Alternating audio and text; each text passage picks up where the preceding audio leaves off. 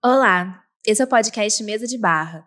Todo mês um episódio diferente sobre os encontros entre arte, dança, polidense, diversidade e tudo mais que nos move. Esse episódio é patrocinado por Peanut Poly Studio, Gaia Poly, a maior fabricante de barras da América Latina, e também pela Rolling, marca brasileira com peças que vão da dança à praia. Fica com a gente até o final que vai rolar um cupom de desconto. Mesa de Barra! Gente, eu sou a Carol Martins, pra quem não me conhece. Eu sou polidancer, sócia do Pinup, psicóloga e sei lá mais o quê. E hoje eu tô aqui com o Poema Abreu e Rochelle Tambozzi pra gente falar sobre performance, sobre contar histórias que são nossas ou que tem um pouco de nosso. E agora elas vão se apresentar. Quem quer começar? Eu quero ir embora.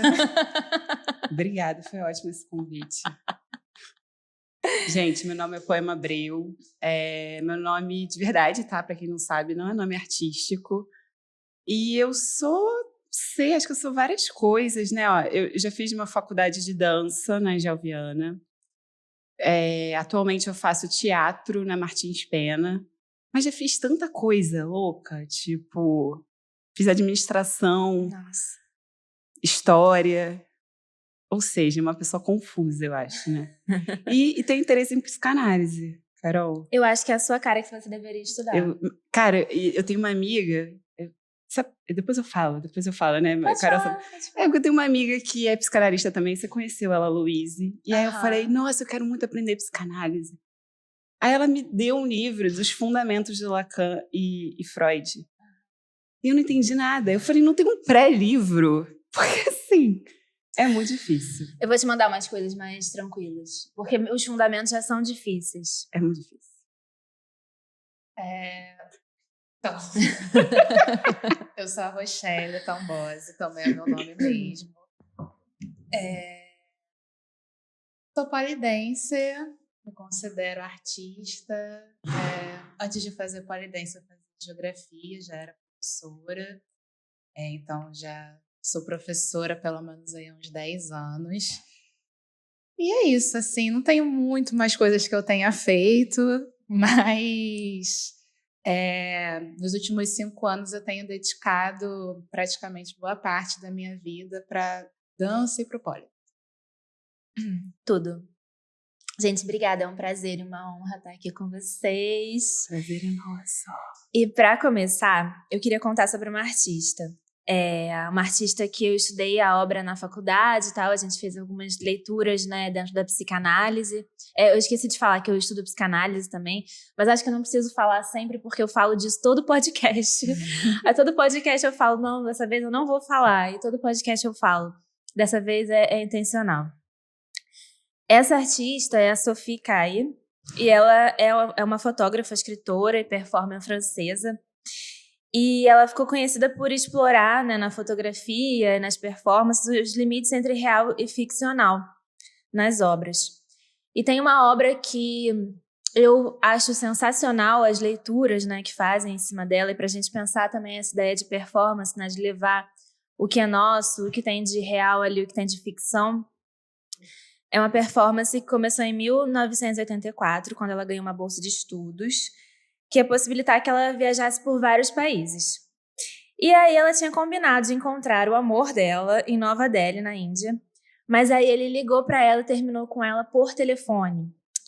E aí a Sophie ficou completamente devastada, e ela relata que esses foram um dos piores dias, né? Os dias de mais sofrimento da vida dela.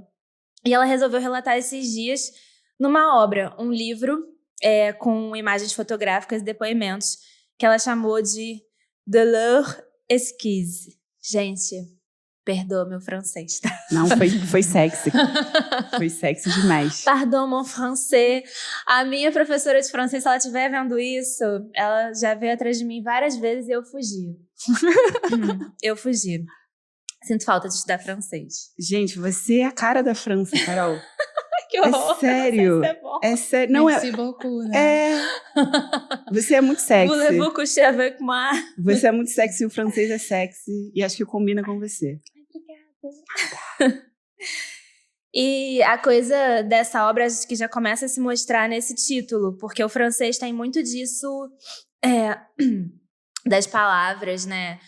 Às vezes tem expressões que não são traduzíveis, que só tem em francês. E, embora ela estivesse falando de dor ali, esse esquisse, ele pode ser traduzido como delicioso, prazeroso. E eu achei uma tradução que eu achei sensacional, que pode se traduzir para requintado. Então, essa coisa da dor refinada, né, que tem essa coisa de prazer. Nossa, a primeira vez que eu li sobre esse livro explodiu minha mente, né? Porque na época eu já dançava e já tava nesse rumo aí de começar a performar. Então, eu fiquei com isso na cabeça, né? Fiquei com essa ideia, assim, do tipo, ela tava relatando uma dor e tinha um pouco de prazer ali. E ela fez isso para tentar elaborar essa coisa que era tão dolorosa ali naquele momento. Ela vai trazendo essa narrativa, né, no livro através de detalhes da viagem, bilhetes, vídeos, fotografias, paisagens que ela via. E ela vai contando a viagem no antes e depois do término e fala dessa dor possibilitou que ela pudesse, né, como eu já falei, elaborar, minimizar e principalmente fazer alguma coisa com isso que estava doendo, né? O que a gente faz com isso que dói? A arte tem muito essa função que a gente chama de sublimação, né? E eu sempre volto nisso para pensar em dança, porque não é isso que a gente faz também? Bastante. A nossa dança, ela não vem através desses fragmentos, não só do que a gente aprende, né, da técnica coreográfica, mas do que a gente é. Quem quer começar a falar sobre isso? Tem muito de amor e sofrimento na dança também, né?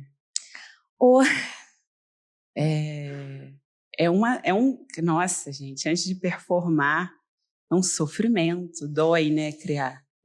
Como a gente foge. Mas depois que a gente se apresenta, nunca mais você vai querer sair. A maioria das pessoas, né? Elas se apresentam e querem continuar. É um vício. Aí você fala, nossa, foi tão rápido. Acabou já, gente, quero mais. Acho que tem essa dicotomia também na dança, assim, esse prazer, mas essa dor também. Eu sinto que você está ali elaborando uma performance, né? Eu particularmente, eu sempre acabo trazendo coisas minhas. E às vezes, para montar a performance, é um movimento difícil, porque às vezes você está tocando em alguma ferida sua também. Então, você colocar aquilo ali para fora, vivenciar isso de uma maneira um pouco mais lúdica que seja, é um lugar assim difícil. Assim, ao longo estou performando aí há uns 4 ou 5 anos, mais ou menos, né? Ou estudando isso, pelo menos. E eu já tive muitas performances que eu sofri muito para colocá-las no palco, assim, por inúmeros motivos. Mas às vezes eu sentia que o motivo era porque ela tinha a ver com uma parte da minha história que tocava numa ferida minha. E, enfim, é bom. Às vezes eu converso com a Poema, né? Para quem não sabe, eu e a Poema, a gente mora juntas. Então a gente fala sobre performance o dia inteiro em casa. E aí, às vezes eu falo assim, nossa, acho que eu tô trabalhando em cima dessa coreografia, tá me trazendo uns gatilhos e tal. E ela também fala assim, cara, também é interessante pensar maneiras inteligentes de você não entrar num buraco tão grande na hora de estar criando essa performance, porque também não é do tipo assim... Não tem que ter um cuidado assim para falar, quase como se fosse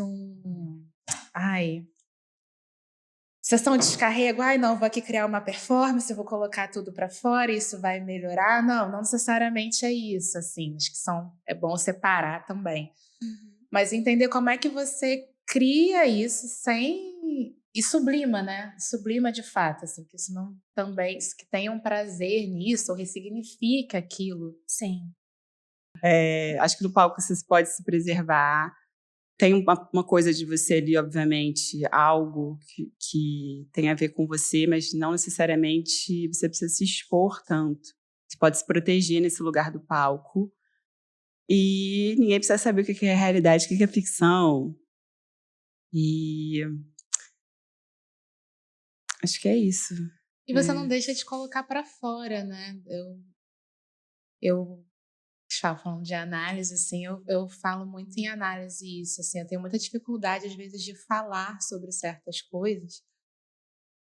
E ali no palco eu consigo falar sobre assuntos que são extremamente delicados para mim, assim. E aí eu até brinco, assim, é engraçado que as performances que eu sinto que as pessoas mais gostaram minhas eram assuntos completamente delicados, de vivências que eu tive que eram, assim, completamente toscas, mas que de alguma forma aquilo ali eu consegui falar sobre aquilo de uma outra maneira, assim, um pouco mais ficcional, não tão ao pé da letra como é a história, né? Então, para mim passa muito, não sempre, né? Porque também nem toda performance se você trabalha com performance, às vezes você entra muito num ritmo mercadológico, então você tem que criar uma coreografia, dançar, blá, blá, blá.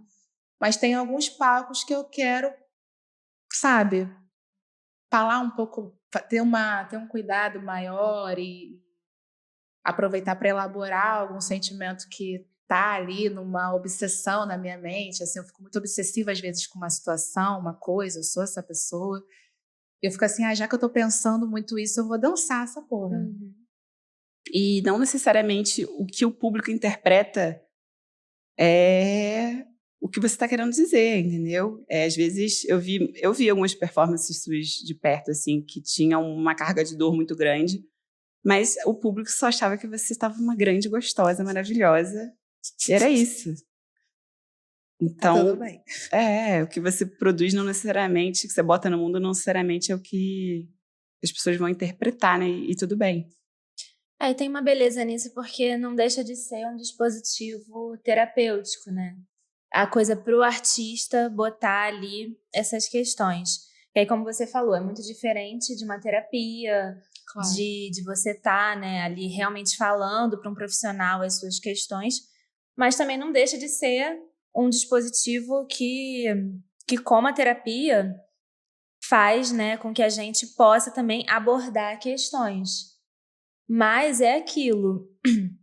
Tem coisas que não vão ser abarcadas pela linguagem. A linguagem ela é um pouco pobre em alguns sentidos, né? Tanto que tem, sei lá, performances de dança que a gente olha às vezes e que a gente tenta explicar e não tem uma explicação. A gente sente muitas coisas, né? Tem muita coisa passando ali dentro, mas que não tem uma explicação. Então a gente também não precisa explicar tudo o tempo todo, né? Tipo, eu sinto às vezes que, para quem tá começando, né, caso esteja ouvindo podcast, às vezes a gente quer, tipo assim, montar alguma coisa, né? Principalmente para quem começa a pensar, não, agora eu vou montar uma coisa que tem a ver comigo. Agora eu vou levar pro palco uma coisa que tem a ver comigo. Porque às vezes a gente também leva pro palco coisa que não tem nada a ver. Tipo, não, eu quero só dançar essa música aqui, botar um fio dental. E beleza também, né? E super válido também, super gostoso. Mas para quem, né, tá começando nessa, eu acho muito importante a gente pensar que, cara, às vezes o público não vai te entender.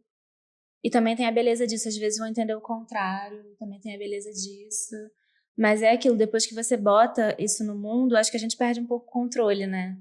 Total. Da narrativa ali, do que era, do que a gente queria passar a princípio. E é interessante também. Sim. E é engraçado, quando a Carol convidou a gente para falar sobre performance, eu fiquei pensando, falei, ai meu Deus, já era, agora eu vou falar uma besteira e vou ser cancelada, com certeza.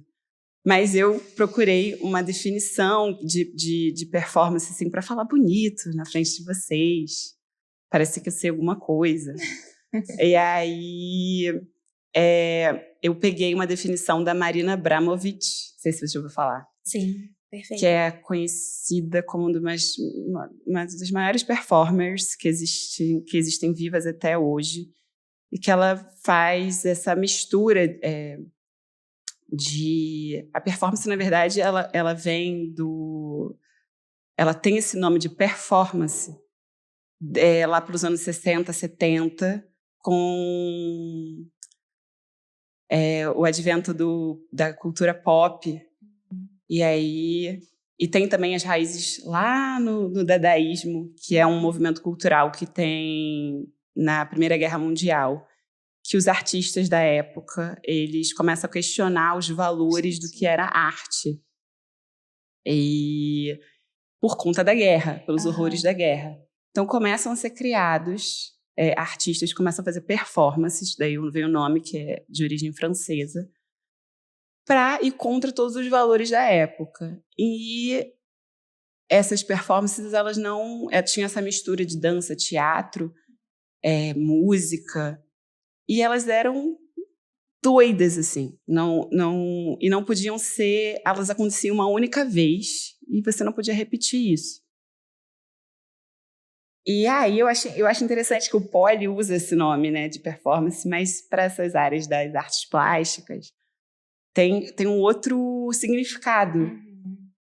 E que não está errado, não, gente. Acho que a linguagem é viva, né? A gente se apropria dela.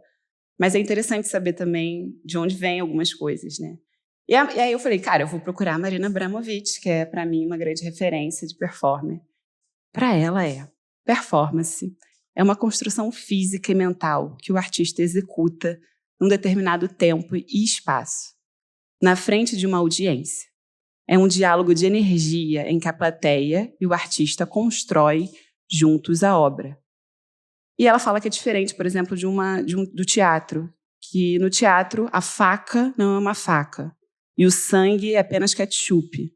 Na performance, o sangue é um material e a lâmina de barbear ou a faca é a ferramenta. Tudo acontece ao vivo e não se pode ensaiar a performance, pois não se consegue fazer esse tipo de coisa 2 vezes, nunca. É forte, né? Eu acho interessante.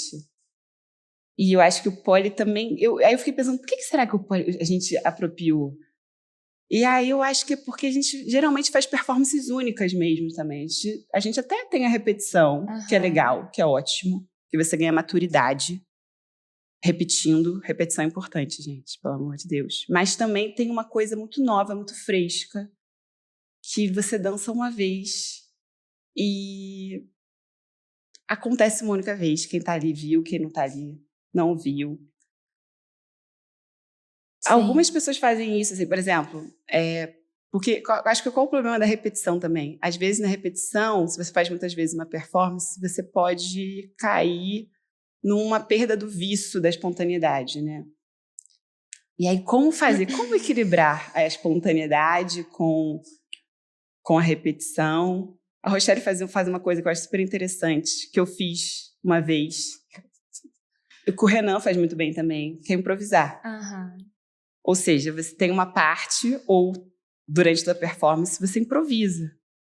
Isso te deixa num estado presente que é muito visceral.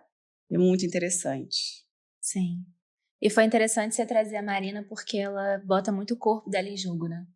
Nas performances. Quem não conhece, depois procurem, porque tem uma, inclusive, que acho que é uma das mais famosas, que ela fica parada e a galera vai fazendo coisas com o corpo dela, né? Ela deixa ali materiais em volta e aí a pessoa vai escolhendo.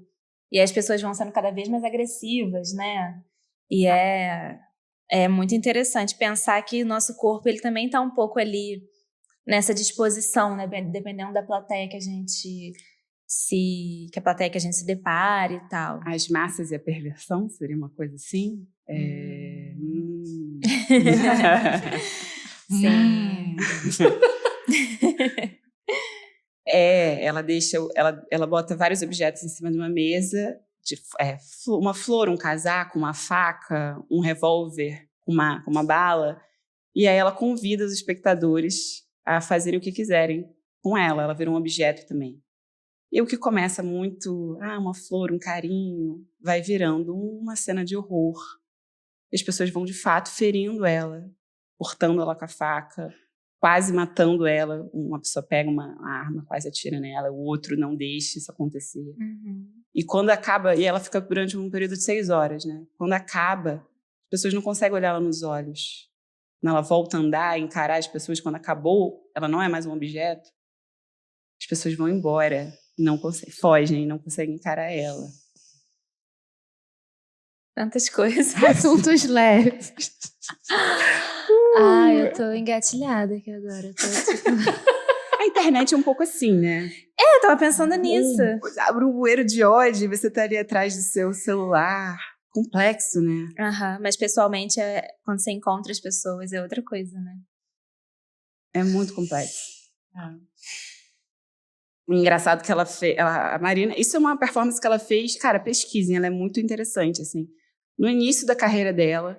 E acho que hoje em dia eu já vi ela falando que não faria mais. Porque realmente é muito visceral, Muito né? pesado, É o né? sangue, de fato. Eu acho que quando a gente faz performance, não precisa...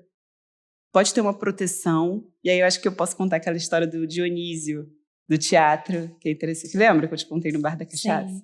Que acho que você pode ter uma proteção. Eu respeito o trabalho, né? Mas eu não me colocaria nesse lugar assim, de sangue real no palco, porque a gente já sofre tanto fazendo arte, né, gente? Assim, no dia a dia, no Brasil. Acho que pode ter uma proteçãozinha, uma camada protetora. Mas... o que eu tava falando? Dionísio. Dionísio, essa proteção, mas era outra coisa. Esqueci. Isso que dá ser Não, a TTDH. gente vai falando, vai falando. Vocês estavam falando dessa questão da proteção da performance e eu acho que o pole ainda, por ser uma atividade ainda marginalizada, ainda que tenha já tido toda uma apropriação por uma parte da sociedade, mulheres, enfim, ainda tem um tabu muito grande e a gente não tem muitos espaços para se colocar performando, assim, né? Acaba que a gente fica muito restrito aos festivais e campeonatos, né? Uma arte que a gente consiga atravessar a bolha por uma questão de proteção do nosso corpo. Teve no ano passado, eu e Poema, a gente estava tentando aplicar para um edital que era para falar um pouco sobre invisibilização de alguns corpos, e a ideia era colocar um pole numa praça aqui do centro e ver como as pessoas reagiriam a isso, né? E no caso eu estaria performando, talvez trouxesse um homem para ver qual seria a diferença eu enquanto uma mulher negra, com todo um lugar de um estereótipo sobre o meu corpo, e se um homem dançasse, como é que ele também seria recebido. E a primeira coisa do orçamento assim, que a gente tinha que colocar era tipo assim, cara, a gente vai precisar de segurança, porque talvez alguém ultrapasse esse limite, né? Não entenda. Então, pode ser um lugar perigoso assim também. É importante a gente entender aonde a gente vai performar, se esse espaço vai acolher a gente, ou se você vai agora pensando em trabalho, né? Você vai trabalhar em alguma casa, em algum lugar do tipo assim, a pessoa que está fechando com você, ela quer o seu corpo ali de que maneira, né? Do tipo, eu já dancei em muitos lugares e teve lugares que eu fiquei assim, cara, não quero performar aqui porque eu tô sentindo que algo, além de eu não estar conseguindo dançar aquilo que eu quero dançar, eu tô sentindo que eu tô sendo atravessada e violentada de alguma forma, né? Então, às vezes, a gente fala muito sobre o que o pole já foi, o que o pole já é, mas eu acho que tem tido esse movimento aos poucos, mas eu sinto falta, às vezes, de mais espaços para que a gente possa performar, assim. Eu sinto que tem poucos espaços, assim, que vão acolher de fato a gente, a nossa arte. Que Fora a gente da tem bolha, você diz. Fora da bolha, assim. Sim. Dentro da bolha também, se você pensar que hoje em dia muitas pessoas pagam para performar, né?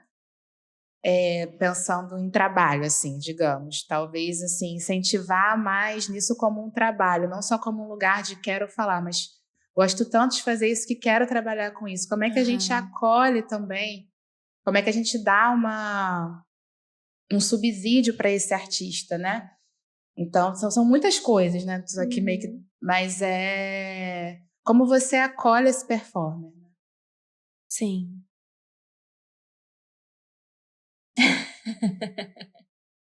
Tem mais vinho?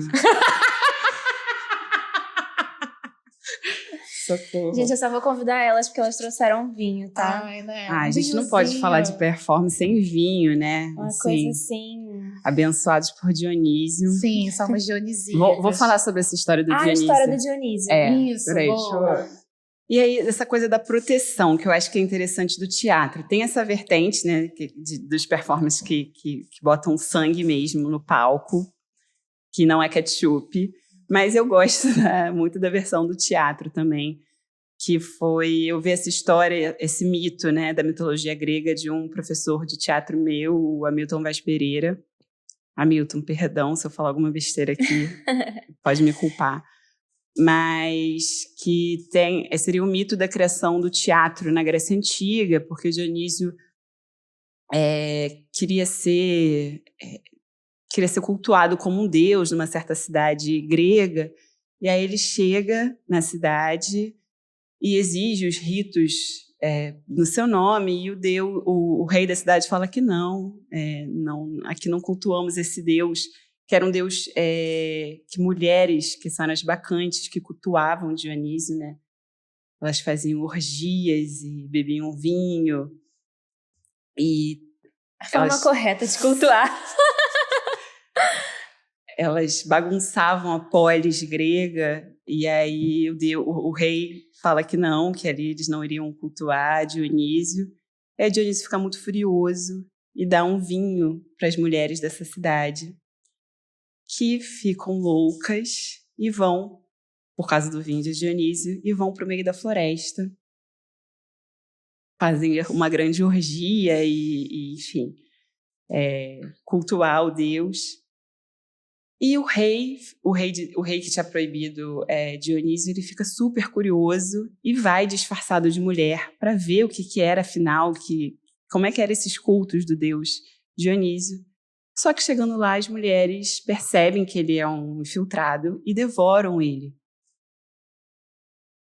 E depois, porque elas estavam elas não estavam nelas, né, por causa do vinho de Dionísio, elas se devoram umas às outras.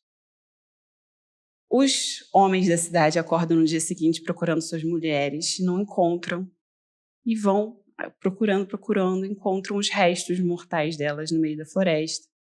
E dizem, nossa, esse Deus realmente é muito poderoso, nós vamos, sim, prestar todas as honras que ele merece, fazer os cultos dele, mas a gente não precisa morrer, nem matar no pau, nessa festividade. Então, os atores, e aí esse é o início do teatro, as pessoas que estão performando vão dar o máximo de si quando elas estiverem performando, mas vai ser tudo uma encenação.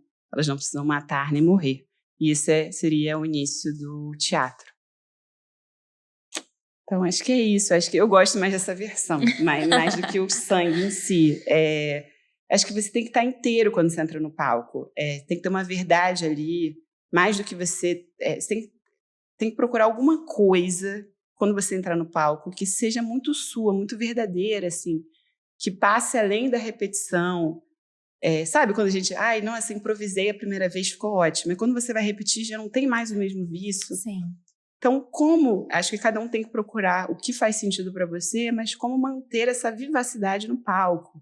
E aí você cria sua estratégia, ou você improvisa uma parte, ou você trabalha a sua emoção para estar inteiro ali em cena, mas entregue tudo de você. Eu gosto de chegar e performar uma coisa muito real, mas que é só uma performance, é só um personagem. Sim, eu também sou menos do ato, assim, da coisa, do tipo, não sei se eu daria sangue também. Acho que já tem muito sofrimento outro ali. Outras coisas. Mas eu queria trazer para vocês... Vocês sentem que... Então, eu chamei vocês duas, estava falando disso antes, né? Vou falar agora para a câmera também. Que eu chamei elas duas, não foi por acaso, né? Porque eu sei que são pessoas que se dedicam muito, que vão muito de cabeça nessa coisa da performance, para além da dança. Porque tem a dança no sentido mais clássico, né? Que é você ir reproduzir uma coreografia. E como a gente já falou, é muito legal também, né? Um outro tipo ali de trabalho. Mas eu sei que vocês duas realmente se dedicam a, né, uma outra forma ali de estar no palco. E aí, eu queria perguntar, assim, vocês acham que tem um exercício de memória ali? Tem alguma coisa que, se vocês botam no corpo, naquela dança, naquela performance ali, é pra não esquecer também, é pra lembrar. Mas o corpo é a memória, né? Mesmo Sim. que a gente não perceba, o corpo ele fala, ele tem uma carga ali. E o que vai se manifestar cada um tem uma forma de manifestação muito singular, porque cada um teve uma experiência única de vida. Então, o corpo é somático. E eu acho legal, assim, por exemplo, às vezes a gente tem muita insegurança, a gente copia alguém, porque a gente ainda não se sente capaz ainda de criar alguma coisa nossa, então a gente precisa, né, olhar, e é normal. Acho que igual o bebê vai olhando as pessoas até conseguir ganhar coragem para dar os seus primeiros passos. A gente é muito... o humano é assim, mas eu acho que roube com propriedade. Roube e coloque alguma coisa sua, assim. Uma marca sua, alguma coisa que seja muito verdadeira. E eu acho que é isso que causa autenticidade quando alguém dança. Quando você traz alguma coisa que, sei lá, pode ser sua experiência na engenharia, não sei. Tem algo ali que é só seu, com uma jornada só sua. Eu acho que isso que é legal. Então, não sei se eu respondi. Super. Eu acho que tem a ver com isso da questão dessa autenticidade. É uma parte de uma memória sua, de uma vivência sua. Então, para mim, performar é relembrar, assim. Eu sinto relembrar algumas coisas, assim. É isso. Não, as experiências te marcam. Eu lembro que a minha mãe, ela era muito assim. Gente, os anos 90 eram loucos, tá? Crescemos nele. A TV aberta. Outro dia eu vi um programa que tinha uma mulher, acho que era na da Eliana, não sei. Era uma pole dancer mesmo, muito sensual, num programa de criança, assim. E a minha mãe, não sei, acho que ela não me deixava ver a TV aberta. Ela não me deixava. Ela botava uns filmes, uns videocassetes. Com, tipo, o nome do desenho era Crianças Criativas. Ai, que perfeito. E... Perfeita, cara. Isso me causou vários problemas de socialização, na realidade. É por isso que hoje em dia a Rochelle me chama pra ir pro samba. Eu falo, não, eu vou ficar vendo filme ucraniano em casa. Gente. Complicado, mãe. Mentira. Eu tô fazendo análise, sei que não é culpa sua. Mas enfim. A Poema não sabia quem era, uma diva de baixinho, não uma Xuxa, assim, alguma outra que eu acho que eu tava, Mara Maravilha, essas coisas. Ela não teve o mínimo contato com essa... Enfim, e aí, mas é isso. E eu lembro de brincar muito, de usar muito a minha criatividade, assim. E isso tá em mim até hoje, assim, eu vou para uns caminhos esquisitos dessa coisa. Eu gosto muito de beber de filme, de exposições de arte. Bebam de vários lugares, gente, faz muita diferença, assim. E crio no meio do caos, assim. Acho que a minha criação é caótica e faz parte. Tem coisas que te marcam, né? Eu lembro que tinha uma época que eu estava, por exemplo, pesquisando muito BDSM e tal, e eu fui para São Paulo. Isso é uma história ótima para contar aqui. Eu só vim aqui para agregar com conhecimento. Eu fui sozinha, assim, gente, eu estava na época de uma pesquisa, estava pesquisando a minha coreografia. E, assim, eu acho que é isso. O criar a coreografia, às vezes eu acho que é o menor dos problemas. Se você vai fazer um compasso, uma pirueta, se você vai fazer um aisha, dar uma cambalhota, você tem aí uns anos, você tem repertório de movimento, você consegue encher 4 minutos com movimento. Mas, para mim, as coisas têm que fazer o mínimo de sentido. Sim. Por que eu estou fazendo esse movimento? Faz sentido dentro do que eu estou querendo passar? E aí eu estava num vazio criativo. Eu falei, cara, eu não vou ficar aqui tentando criar nada, eu vou para outra fonte. Aí eu falei, vou para essa casa de BDSM. Aí fui tranquila, de marmita e tudo, porque eu tinha ido fazer aula e tal. Você era marmita? Não. Mas, quem quiser, 021 9... Calma, você foi com uma marmita? É porque eu tava fazendo um curso lá em São Paulo. E eu tava com várias marmitinhas na bolsa e eu não tinha jantado ainda. Então eu saí da aula, eu fui com a mochila, entrei na casa de BDSM, sentei no sofá e fui jantar, assim. Eu falei, eu vou ficar aqui só assistindo tudo. É minha pesquisa. E aí, nessa pira, eu coloquei a música que eu ia dançar no fone de ouvido e fiquei jantando, assistindo tudo com com a música que eu ia dançar. Eu falei, esse é tipo novela, né? Tipo a música de fundo. E aí eu lembro que a minha pesquisa era, eu queria muito falar sobre uma pessoa submissa e tal, porque eu acho que eu me identificava mais nesse lugar. Foi a do Mineiro? Foi a do Mineiro. Ai, eu amo essa Só que aí eu performance. tive um plot twist muito grande, que chegou uma mulher lá, com um homem, com um cara com uma cabeça de porco, ela humilhava ele. E ele tinha uma cabeça de porco. Eu nunca, falando em memória, foi uma cena que me marcou muito, assim, porque aquilo ali me hipnotizava de uma forma que eu queria entender o que era aquilo. E ela botava ele pra beber água no negócio de ração, ficava batendo nele. Do nada, tinha uma fila de homens querendo apanhar dela. Irado. Tipo, fazia uma fila muito grande. Eu falei assim, cara, eu quero ser essa mulher, mano. E assim, eu nem sei o nome dela, eu nem sei quem ela é, eu nem sei onde ela vive. Se você escutar esse podcast... Mas ela me inspirou pra uma porra, assim. E quando eu ia criar...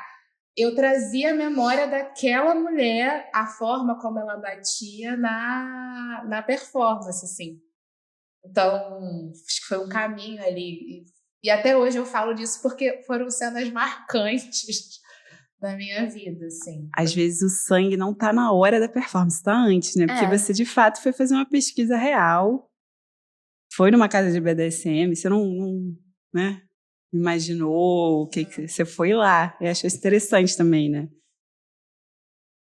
Cara, essa parte da pesquisa, assim, isso é muito rico, né?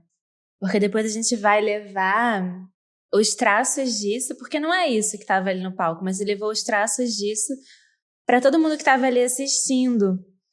E aí eu anotei aqui, para falar ainda da obra da Sophie, que uma das partes, né, envolvia contar para outras pessoas que ela encontrava nessa viagem aquela história de rompimento. E aí ela ia e perguntava, quando foi que você mais sofreu? Aí as pessoas iam contando. E aí ela falou que ela só pararia de contar aquela história para as pessoas quando ela tivesse esgotado aquilo para ela, né? Pelo menos naquele momento. E essa troca, esse contar a história várias vezes, ele me remete a essa troca com o público, né? Que a gente já falou um pouquinho aqui. Que vai receber de uma maneira, que vai depois chegar pra gente e falar, nossa, mas a sua performance me tocou por conta disso, disso e disso. Ah, mas eu vi isso. Outra pessoa, não, mas eu vi aquilo. Pra mim, por exemplo, assistindo a sua do Mineiro, no início não tinha muito essa coisa da submissão. Não. Aí depois, no final, eu pensei, cara, mas é porque na submissão tem uma coisa muito ativa também. Sim. Tem uma atividade ali muito forte, né? Ele não é... permite, né? Tem que ter uma permissão. Exatamente. Então, é essa coisa, né? Como é que toca a gente, como é que chega. E o artista, ele quer ser visto, ele quer ser lido, ele quer que a história chegue a mais pessoas, né? Porque acho que a gente nem sabe. Por que eu quero levar isso para as pessoas? Às vezes eu me deparo assim, tipo, por que eu tô levando isso? Eu nem sei, mas eu quero levar. Aí, quando eu tava fazendo, né, esse roteiro, aí eu volto na psicanálise, daquela máxima freudiana que a repetição não é reprodução. Tanto quando a gente fala em análise, vocês duas fazem análise, né? Tanto quando a gente vai e performa ou dança, mesmo que, né, seja uma coreografia que não é tão performática, eu acho que essa repetição ali, ela nunca é do mesmo.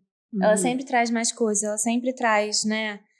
Mas, naquele dia eu tava me sentindo, sei lá, muito cansada. Então eu tinha que botar uma energia muito grande. Então o que a combinação desse cansaço com essa coisa que eu tinha que trazer ali trouxe pra minha performance, né? Outro dia, a última performance que eu fiz, eu queria fazer uma coisa muito lenta. Queria muito que fosse lento e tal, era a proposta. Aí eu tava rápida. Porque é isso, não tem muito como, né, a gente tirar totalmente de cena o que tá dentro. Tanto que pensando em teatro, né, em interpretação, às vezes um ator, ele vai fazer o mesmo personagem em dias diferentes e é outra coisa. Ou às vezes aquele mesmo personagem interpretado, né? Às vezes não. Geralmente é assim. O mesmo personagem é interpretado por pessoas diferentes, ele é outra coisa também, né? Então, nessa equação ali tem alguma coisa que escapa, tem alguma coisa que, como a gente já falou também, a gente perde, né? E tem algo de você ali, né? Tem algo, sempre tem. Mas é engraçado que isso é uma coisa da cultura ocidental, por exemplo. Porque, por exemplo, o teatro Kabuki, que é o teatro No, principalmente, que é um teatro japonês, os atores... Primeiro que você só pode ser ator, por exemplo, se você é de uma família de atores. Olha A só, tradição japonesa é muito rígida, né? não sabia disso. E você tem que fazer o personagem, se você assistiu hoje, ou se você estava no Japão feudal, ele continua o mesmo. O ator tem que dedicar a vida dele a ser o personagem. Então não tem mudanças. Você não tem sua característica própria individual. Você é o personagem que foi criado. Então, é também diferente de perspectiva, assim, né? A gente ocidental tem essa coisa de eu sou um indivíduo, eu tenho os meus gostos, eu sou.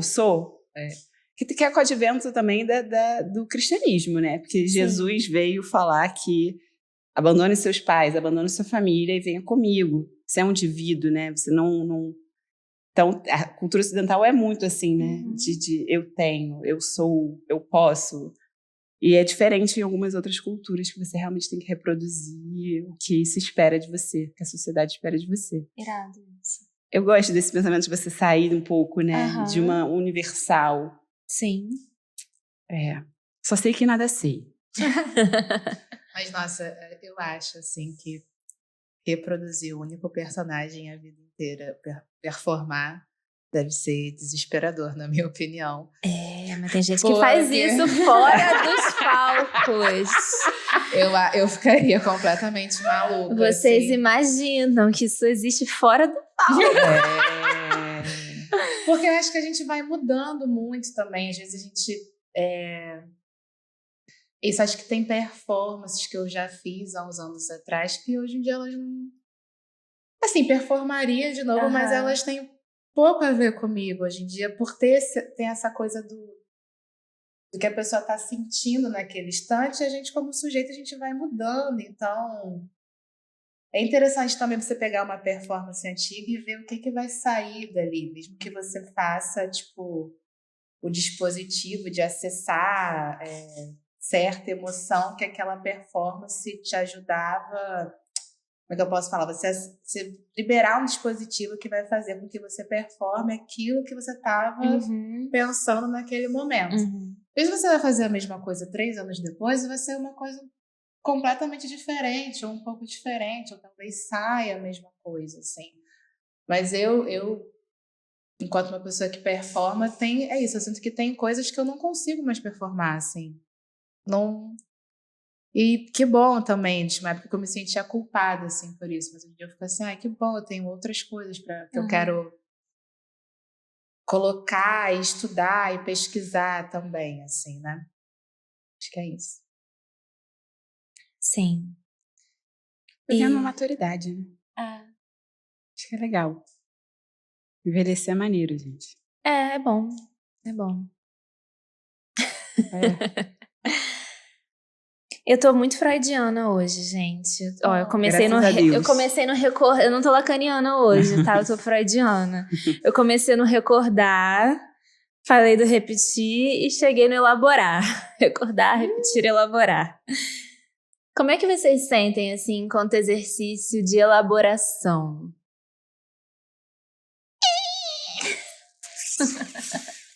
Desculpa, gente. Agora o processo vem.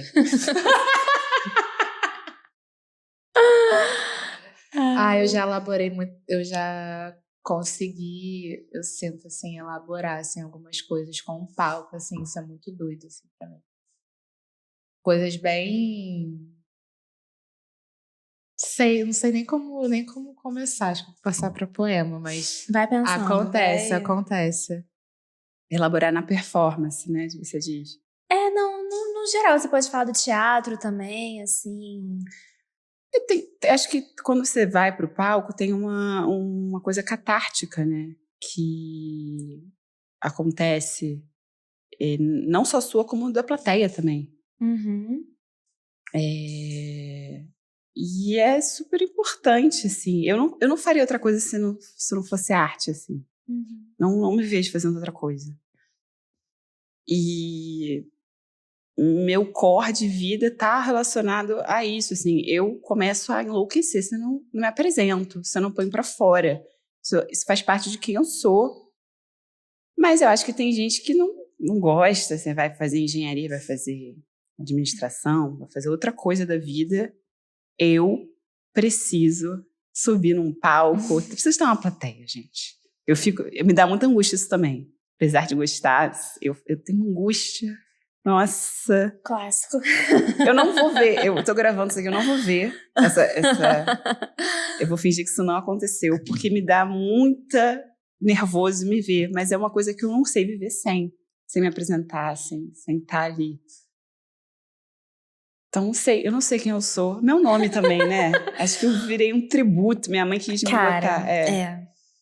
Não é nome artístico, gente. Não é. A sua mãe te botou num caminho ali, quando ela escolheu esse nome, né? Aí já é outro papo, já vi. Vamos fazer essa sessão de análise? Acabamos por aqui. Até semana que vem. Não, mas eu perguntei isso porque eu lembrei disso fazendo o roteiro, né? Porque eu tava relendo os materiais que eu tinha sobre essa obra da Sophie. E aí, essa coisa dela contar a história pras pessoas me pega muito. Tipo, ela vai e conta. Aí ela vai e conta. Ela vai e conta de novo. Aí eu lembrei de mim dançando certas coisas que, apesar de eu mudo a música, eu mudo o movimento, mas ainda tem a mesma questão ali. Ainda tô circulando no mesmo lugar. Sim. E para muitas coisas eu sinto que, né, para quem, como você falou, para quem escolheu essa maneira de viver e de contar a própria história, essa questão de você repetir. Ah, não é a mesma coreografia, mas ainda é a mesma questão. Isso tem um efeito ali, né? Pra gente. Tem um efeito para além de contar várias vezes, porque em análise esse é um recurso também, né? Às vezes o paciente já me contou a história, eu falo, me conta de novo. Não, né? Você lembra da história de um jeito, mas quando ele te conta, ele vai te contar de outro jeito. Tá passando ali por ele de outro jeito.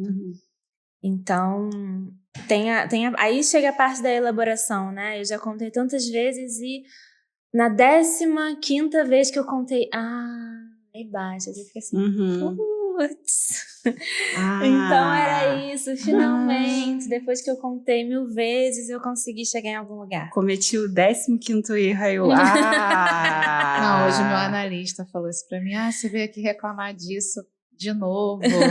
Aí eu vou dançar isso também. Porque eu tô... Mas eu acho que marca isso. Que eu sinto, às vezes, fico com uma parada muito obsessiva na minha cabeça, assim, o sentimento. E aí, na dança, é como se eu conseguisse colocar de uma maneira mais leve, assim, não sei se é leve a palavra, não sei.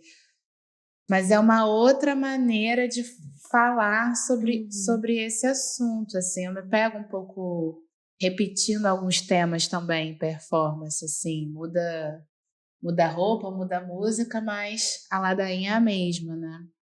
Exatamente. Igual quando você usa o humor pra falar uma coisa terrível.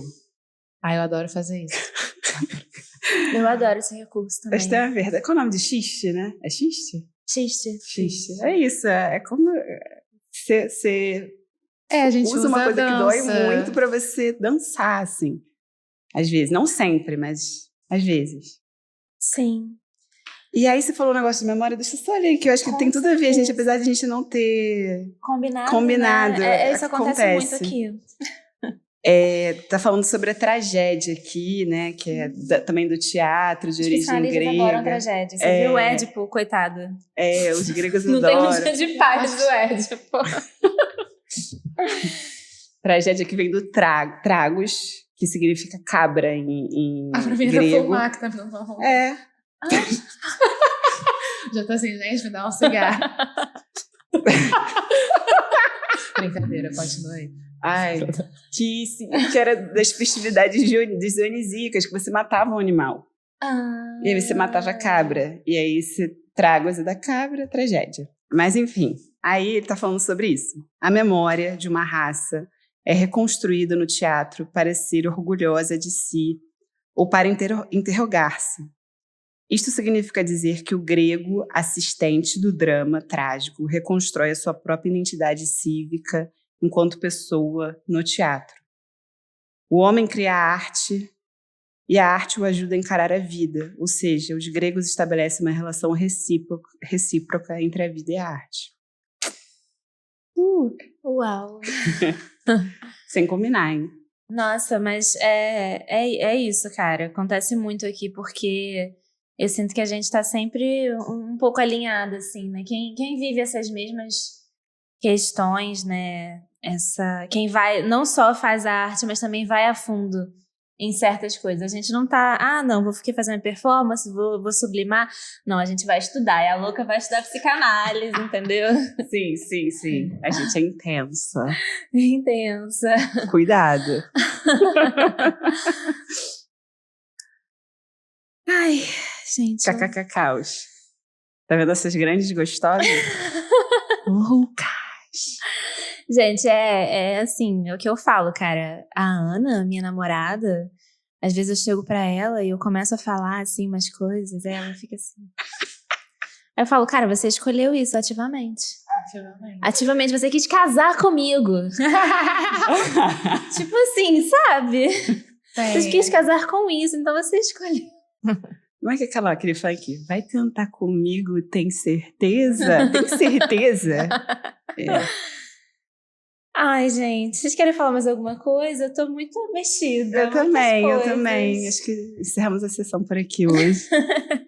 Eu sempre quis falar isso, deve ser um onzão falar aí, cara, Carol, esse corte. Então, mas deixa eu falar uma coisa aqui, do lado da psicóloga, dói na gente, tá?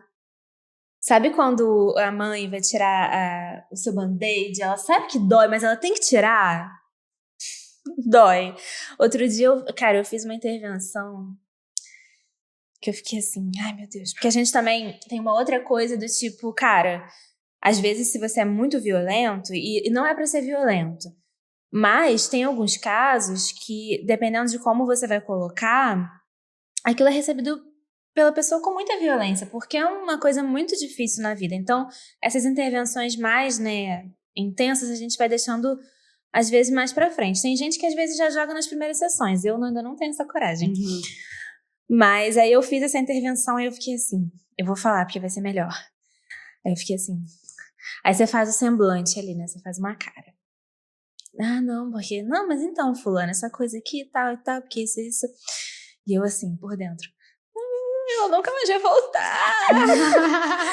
Ela nunca vai voltar. Voltou e deu tudo certo, porque... É isso, dói na gente, cara. Então, assim, pra quem tá ouvindo, seus psicólogos sentem também, mas eles têm que falar. Tem que falar. Acho que ele fica com gostinho de quero mais, assim. Nossa, eu fui aqui, como assim? Aí você volta pra entender melhor, eu acho. Eu já pensei em não voltar. Desculpa, Luiz. O Luiz é tão citado aqui, eu não sei se ele... Acho que ele não deve escutar Luiz, o podcast, mas... Muita gente já citou ele aqui. Eu tenho curiosidade pra saber quem ele é. Eu fico curiosíssima. Luiz, essa entidade. Esse ser que... Igual aquele cara do Power Rangers que aparece. Zordon. É isso, né? A pessoa estudou e eu fico comparando ela com o Zordon agora no final de um podcast sobre performance. Eu acho que se você falar isso pra ele vai rir a beça. Se não rir com você, ele vai rir depois. Ai, meu Deus. Ai, gente, muito obrigada. Obrigada a você pelo convite. Não estou pronta pra ser Deus. Pela presença, pela disponibilidade de vocês. É sempre muito bom trocar sobre essas coisas. Agradecer também a quem tá ouvindo essas loucuras aí. Obrigada, gente. todo mês uma dissociação diferente aqui para vocês. Não, nesse completamente. Eu podcast. trouxe 3 páginas, eu não falei. Eu falei 2 coisas. E é isso, Eu vi perfeito. que elas estão com papel, vocês viram que eu vim com nada. Assim. Só vim com o meu cabelo Cabeleza. hidratado, mas espero que vocês tenham Belíssima. gostado. Ai, gente, muito bom. A gente pode fazer uma segunda edição, né? Depois eu topo. Eu topo. Falando Performance. sobre striptease. Aí a Vamos gente... falar, eu quero falar sobre striptease. A gente vem pelado? Vem. Era isso que eu ia sugerir. Tá bom. Acho que vai ser bom. Acho que a galera vai gostar. Eu acho que vai agregar. Sim. Ótimo. Então, muito obrigada a vocês, muito obrigada a todo mundo que está ouvindo. Para você que ficou até o final, tem cupom de desconto dos nossos patrocinadores. Para quem quer realizar o sonho da barra própria, a Gaia tem o cupom Mesa de Barra, exclusivo para os nossos ouvintes. E a Rowling também tem o cupom, que também é Mesa de Barra, para quem quer uns looks aí para se montar. Inclusive, eu tô aqui hoje com uma coleção antiga que eu amo.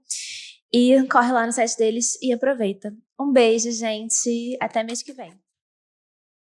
Mesa de Barra, o podcast do Pinup, é patrocinado por Pinup Poly Studio, Rowling e Gaia Poly. Gravação de vídeo por João Vitor Martins. Captação de áudio, mixagem de som de Leonardo Carvalho, edição de vídeo Maria Elisa Zanner e design de Laís Ribeiro. Para dúvidas, sugestões ou comentários, envie um e-mail para mediapinup@gmail.com.